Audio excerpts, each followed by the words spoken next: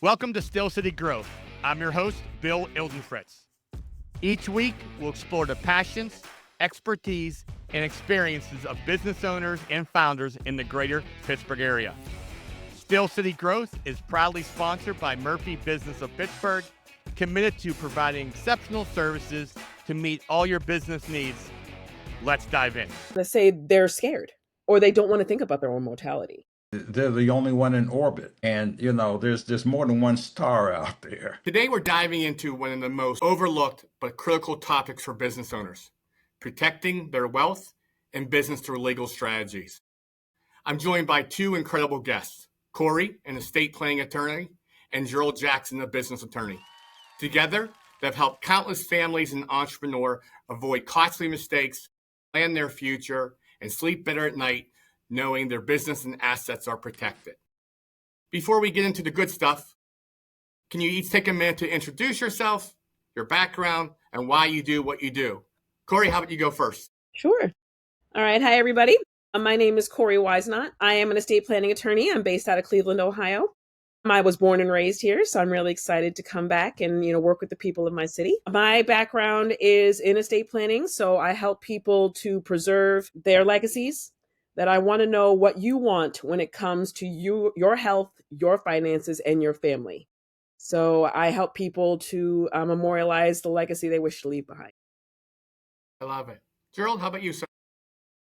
I am a transactional lawyer that works in several areas. Estate planning is one. For deep diving concentration, I often go to Kori Whisenant for that purpose. But I do a number of business transactions of all types involving corporations, limited liability companies, nonprofit organizations, etc. And of course, they have a strong interplay when we start talking about estate planning, because things like LLCs or limited liability companies are valuable tools to put in that mix. And I look forward to the opportunity to chat with you folks and see what ideas we can share with you that may have a great benefit for you. Perfect. So, Kori, something that caught my attention on the review in your bio. It said you have this quote. I would love to hear why you put it on your website. Someone sitting in the shade today because someone planted a tree a long time ago. What does that mean to you? It's a true basis of why I do what I do. I want to teach about generational wealth. And I want everybody out there to know that I don't care if you've got money now or if you are looking to grow it later. Anybody can have generational wealth. That you just have to have the tools and you have to have the team that can help you build it. And so I always want to teach my clients that I don't care how old you are, I don't care even how young you are. If you can plant that seed, it'll grow into a tree that will serve and nurture all of the generations that come behind you. I love that. Gerald, anything you want to add to that? No, I think I'm going to leave that one alone. I think that covers it pretty well. I like that. Yeah, I love it. I know that's why I won't even comment either. I think that's perfect, Kori. Well, thank you. So, Gerald, I'll start you with this question. If you're in the elevator and you hear a couple business owners talking, what would kind of grab your attention as a attorney and say, hey, you need to call me and talk to me about that issue? If they're talking and they're talking about life issues or they're talking about business planning issues, they're talking about the challenges with children. I mean, all of those are keys and openings for a discussion about wealth management, asset planning, legacy planning, and understanding the value of planning for life first before you do anything, and then you plan for what happens after life. Kori? True statements. I love that. Yeah, I was going to say, I could hear something like, I have this business, but I don't even know if my son even wants to do this. Or, who am I going to get to do this if something happens to me? That's a big deal, that a lot of people think that their children or whomever is just going to want to take over their company. But if you don't have something in place that states exactly who you want to take over, or even if you want it dissolved, who's going to step in and what are they going to do? That a lot of business owners, especially entrepreneurs, who may have something small, may not realize that they need a succession plan. And so I build in to your personal Like if you're a small entrepreneur, I would build into your personal estate, information, on what happened with your business. Yeah, to both of you, I've been a business broker for 20 years, and what shocks me the most is people don't have a succession plan. And a lot of times when I sit down with them, they're looking to sell their business over the next 6, 12 months. And I'm like, do you have a succession plan? Did you think about these things? And they're like, no, I'm just ready to sell now. So here I am. That's always scary. Or let me just add one more thing. Or I say to them a lot of times, hey, if I sold your company today, what are you doing tomorrow? And they have no idea. And that's a little scary to me. Any thoughts on any of that? Gerald, we'll start with you. Well, I appreciate what you said, and I agree fully. What's even more frightening, I think, than them not having a business plan, and I'm sure you're going to be able to relate to what I have to say. I run into so many smaller entrepreneurs, especially, that really don't have an operations plan even for their business. The whole business operation plan is between their ears. So if something happened today, everybody knows where their company is located. They know the address, the phone number, the email address, but who's going to run it? How do you run it? What's the process? What are the procedures involved? And people tend to keep that in their mind and not understand. I may be a small entrepreneur, but I still need an operation manual in case a person even totally foreign to this business can walk in and not miss a step. They don't do that, as it's my experience. Yeah, I completely agree. That again, towards the fact that if you don't have, and let's say that there are two partners, that could be even more, it could be have even more of a detriment, because if you don't have an operating agreement, who owns it? In what way? What happens if one of the partners dies or becomes incapacitated? That I've seen more fights than a little bit about who owns what in a business when you don't have it nailed down. And so, as much as it's incredibly important to have your operations written down, especially like I said, because what Gerald said, that you have to be able to have someone pick up and run with it. But if something happens to one of the partners, that could be a suit in and of itself. And so we want to make sure that, everybody's clear about how things are run, when they're run, and then what happens again after the passing of one. Yeah, I totally agree. Why do you think that people don't plan ahead? Business owners don't plan ahead? Because, like as you said, you just mentioned several things that can happen that can really affect their business, their personal wealth. But why do you think people don't plan ahead? Go ahead, Kori. I was going to say, I could tell you for both business and personal, I can say they're scared or they don't want to think about their own mortality. And I'm not saying I don't get that. Nobody really wants to think about not being here anymore. And so what we do, what Gerald and I do, is always a back burner operation. We're always the people, they're like, oh yeah, we know we should do it, but we'll get to that next month. It's the things that harbor people are fear. They don't want to spend the money. And they think, oh, I can do that tomorrow. I hate to tell people this, but tomorrow's not promised to any of us. And so I always say to people, let's eliminate the inevitable. Every living thing on this planet is going to die. Let's let that go.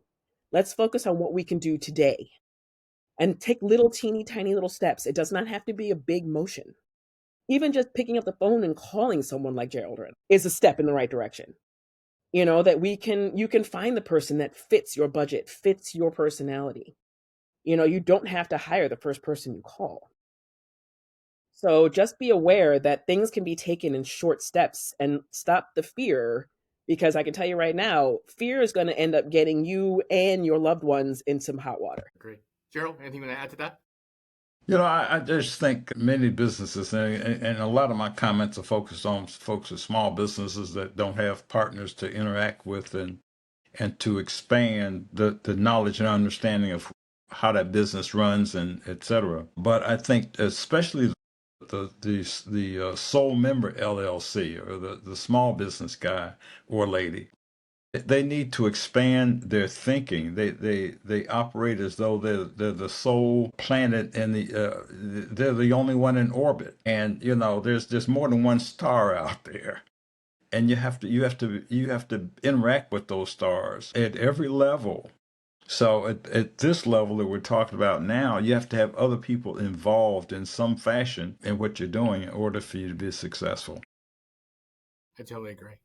And I'll just leave this comment. What people say about, they save money, but here's what I see. If you don't plan ahead, you actually lose money significantly. I mean, multiples, if you don't plan ahead, you don't have a lot of times not having a strong number two, the buyer's looking for that strong second guy to maybe help out. If what Gerald said earlier about a good plan, it's great that it's in your head, but if it's not written down somewhere for the buyer to take over, you just really affect your multiple, which affects your money. So in the long run, you lose money. I think too many people fail to recognize how critical that one word planning is. Yes. And planning is important, critical in every phase of your life. And in the topic that we're discussing right now, it's critical magnified many times over. Even smaller areas. I'll tell a short story. Young lady who was a adversary of mine in a matter some years ago. She told me she never goes shopping, the department stores and things like that, but she loved clothes. But what she did every year is she went to Paris to shop. She never went into a shopping center or the local stores where you buy clothes because she was a clothes nut. She saved her money, and once a year she'd get on an airplane, fly to Paris, and shop, spend a week, and come home. And dollar for dollar, she said she saved money every year on clothes. And I think that's all a testament to the whole concept of shopping. Shopping with planning works. Shopping with everything works better.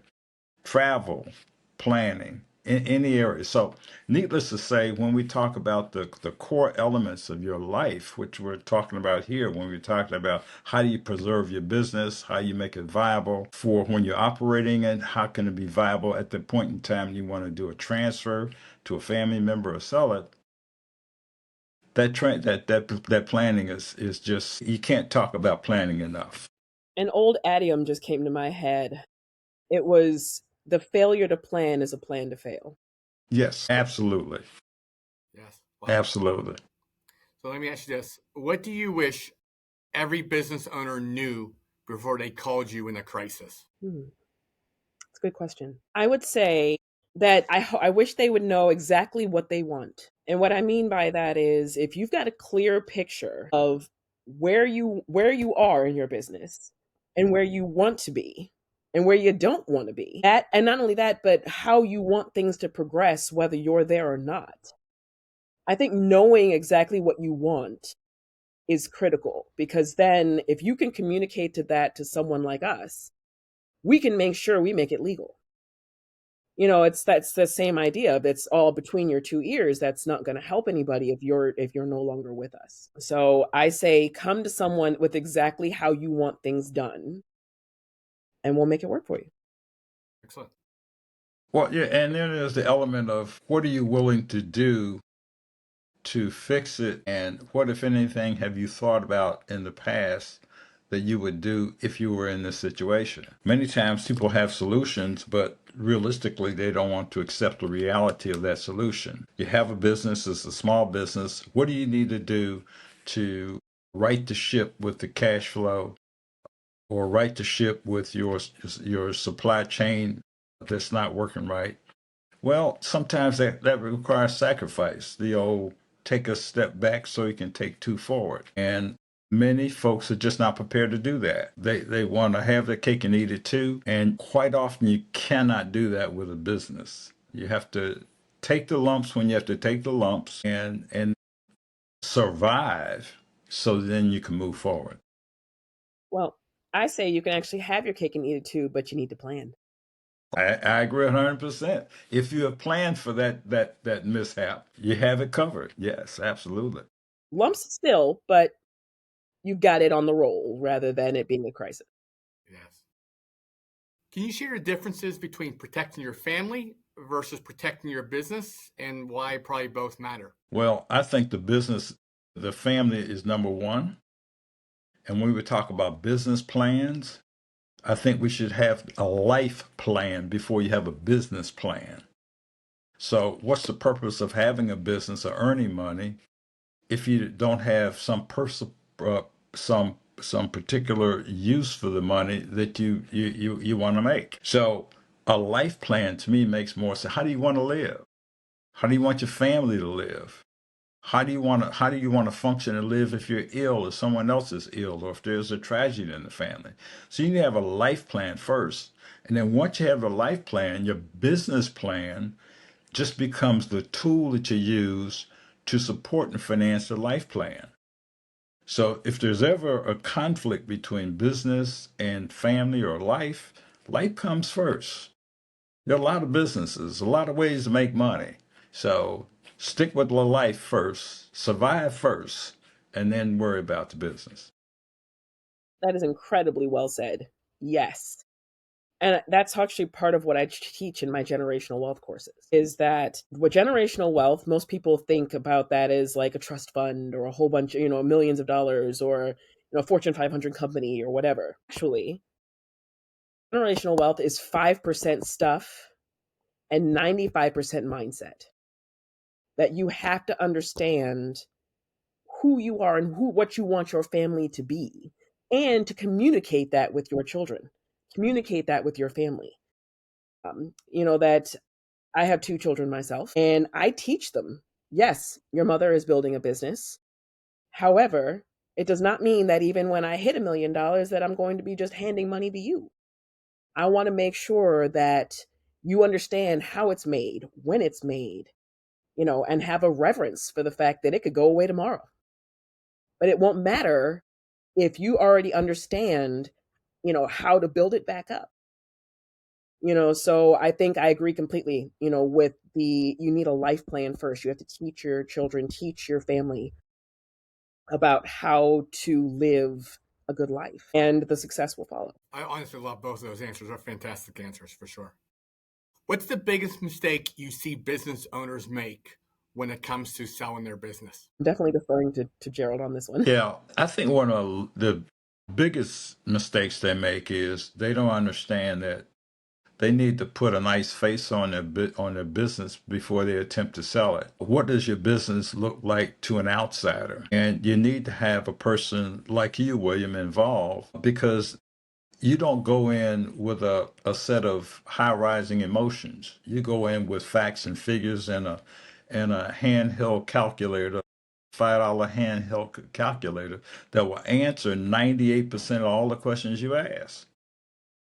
So people are crippled by their emotions when it comes to business. They romanticize it.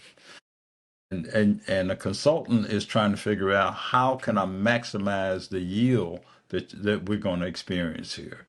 And there's conflict often because the person is thinking, well, my business is worth 2.3 billion, and the consultant is thinking, well, it's worth $500,000.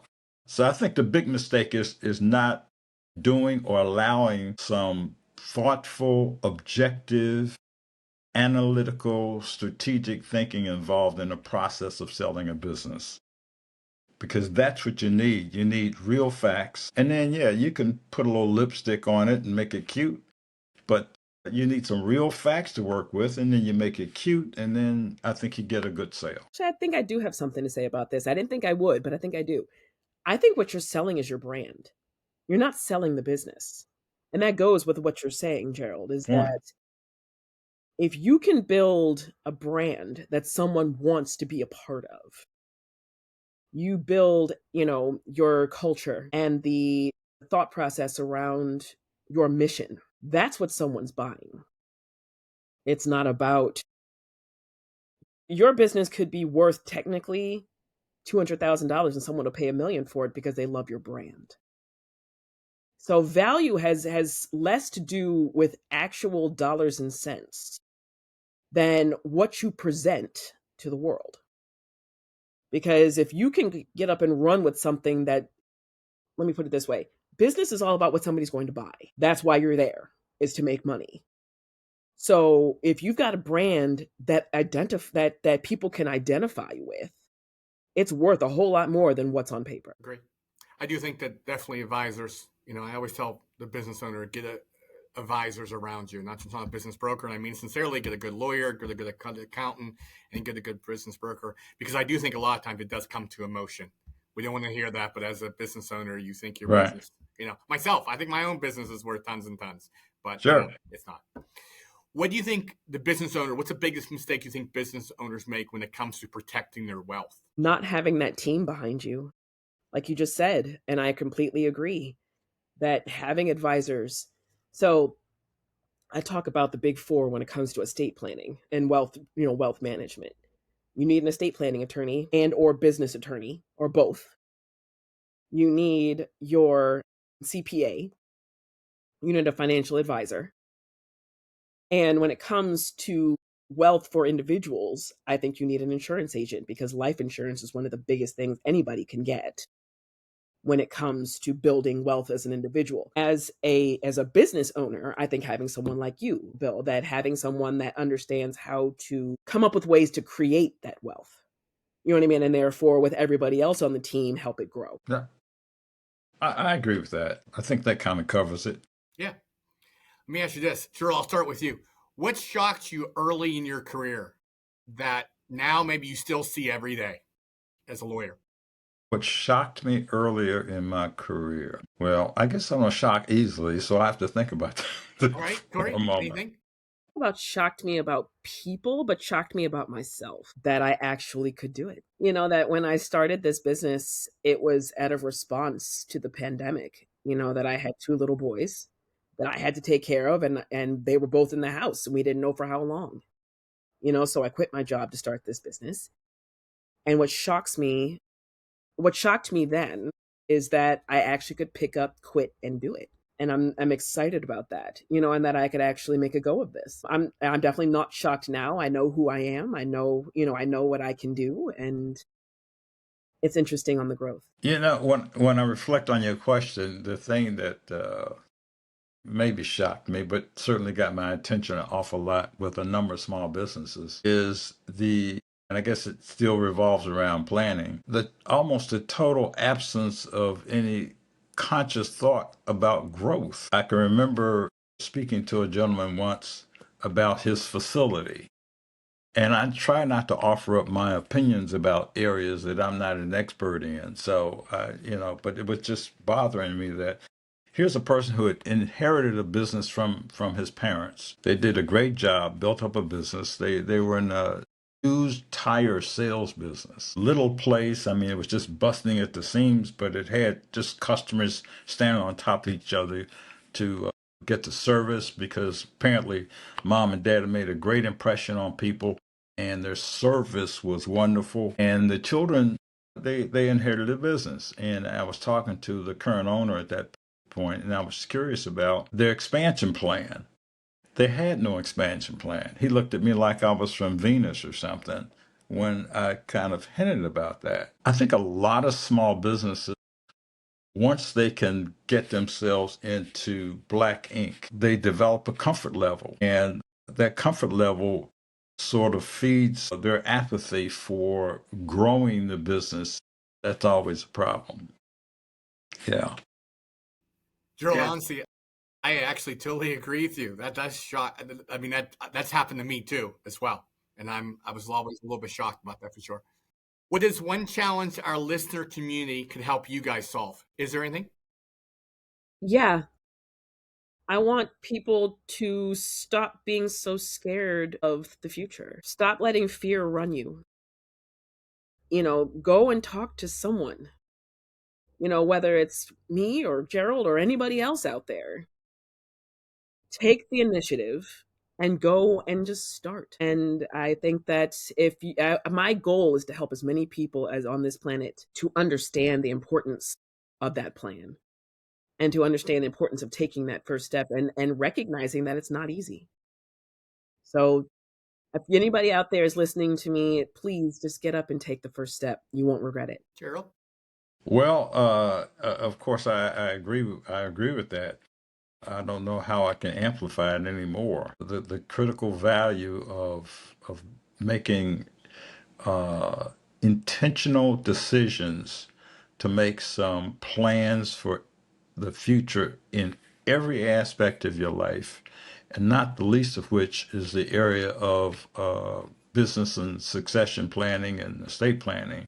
It's one of the largest things that you're going to accumulate in your life is your business. For the non-business people, probably the largest investment is going to be a house or two or three.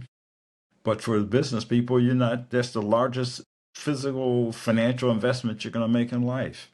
So you need to plan for it. Just as you need to plan for your children's education, you need to plan for your business as well. Plan a way to support your life is what you need to do. Yeah, and just because Gerald said he'll know how to amplify it, I'm just going to say it as a business owner / broker.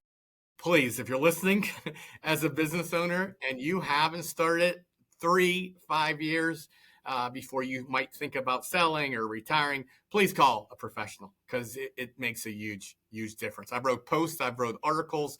It has nothing to do with just me. Please reach out to other advisors and get this information because it'll be extremely helpful to you guys for sure as a business owner.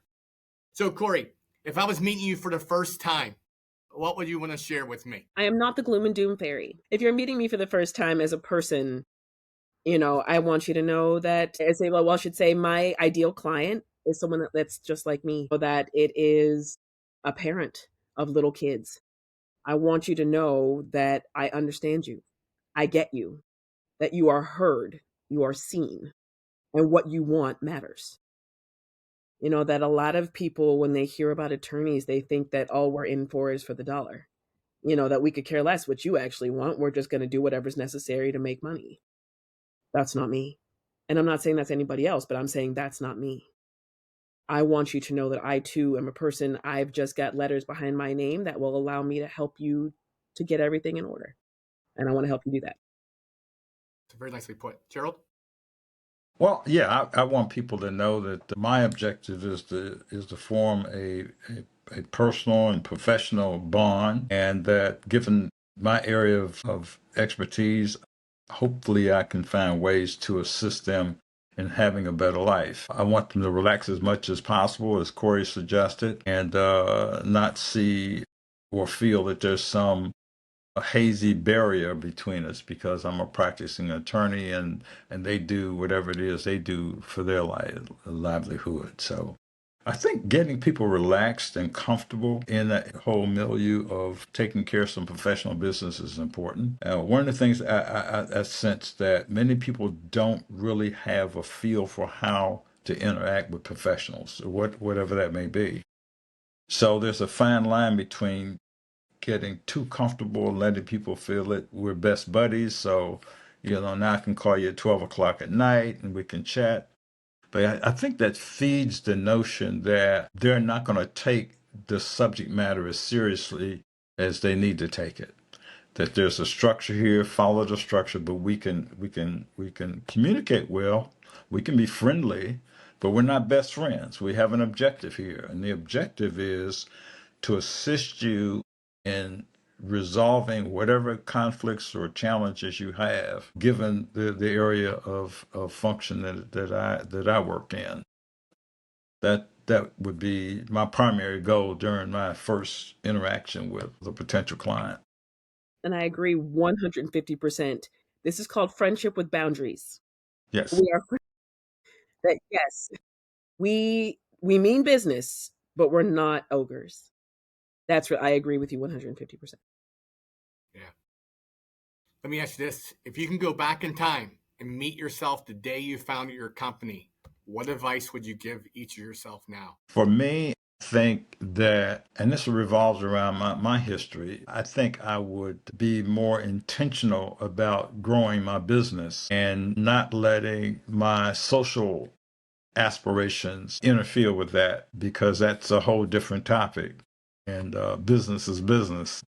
So I think you have to be very intentional about your business and not be sidetracked by other things that are going on in your life. It's kind of make sure you kind of silo things to some extent, I think is very good. Because business, as they say about lawyers, businesses are also a jealous mistress, and it will consume all of your time.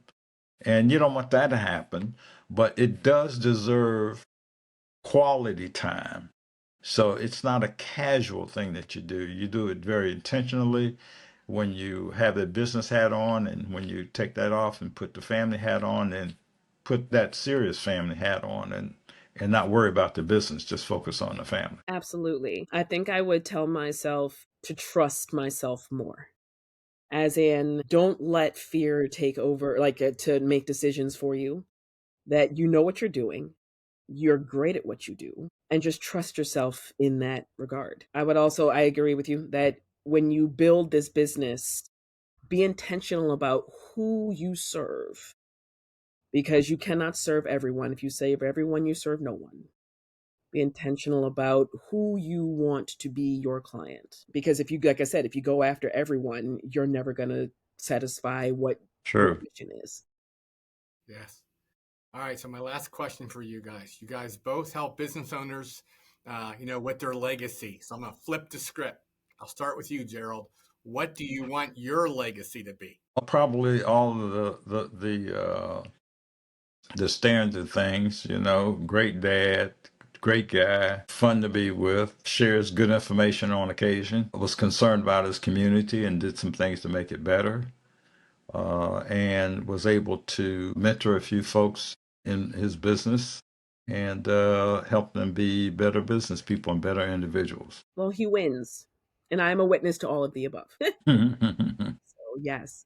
And I agree. I hope that my legacy will show that I held my hand back to those who came behind me, that I was not a gatekeeper, that I was the person who is more than willing to share my knowledge as well as to help those who want to do what I do. I want to be a role model for all of those young attorneys or even young business people, who may not know that they can do this. I want to make sure that they are aware that they can, and that there are people out there to support them. And my biggest thing is I want my boys to know that no one can ever tell you no.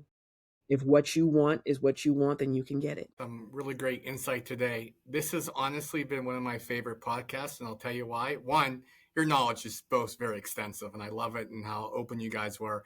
But actually, more importantly, because you're all say I agree. This is the first time I met you, but you are definitely a great person. I can just tell the way you are. So it's one of my favorite Thank you. episodes just because of you two. I really, really enjoyed that time for sure. So thank you for that for sure.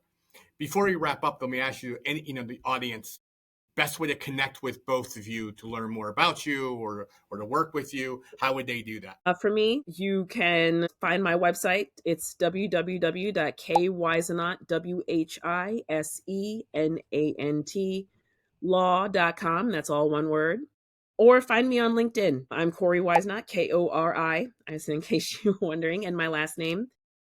Come friend me, and I guess friend if you want to put it that way, and send me a direct message to say hello. I would love to be able to meet you, as well as to give you any kind of advice you might need on estate planning.